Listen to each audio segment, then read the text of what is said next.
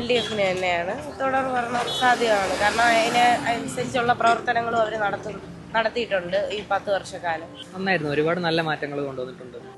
LDF-ന് തന്നെയാണ്.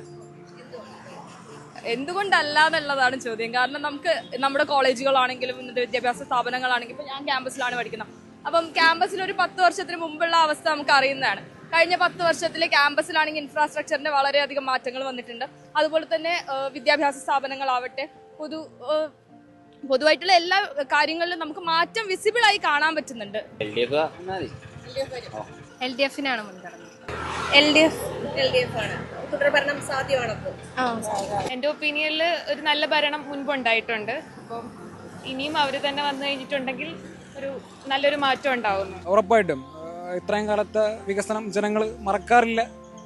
അവരിനിയും നയിക്കാൻ കൽപ്പുള്ള ഒരു പാർട്ടിയെ തന്നെ അല്ലെങ്കിൽ ഒരു സർക്കാരിനെ തന്നെ തിരഞ്ഞെടുക്കും. അപ്പോൾ എന്തുകൊണ്ടും LDF സർക്കാരാണ് സാധ്യത. LDF ഗവൺമെന്റിനാണ് തോന്നുന്നത്.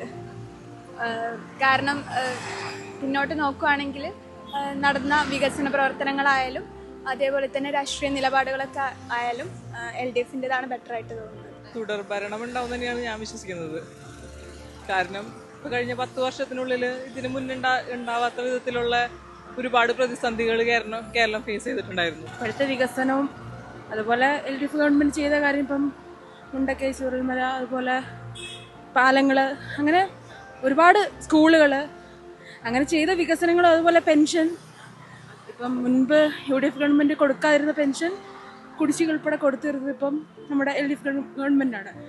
അങ്ങനെ എല്ലാത്തിനും നോക്കിയാലും LDF ഗവൺമെൻറ് വരുന്നതായിരിക്കും ആഗ്രഹിക്കുന്നു. LDF-ന് നമ്മുടെ നാട്ടിൽ ചെയ്ത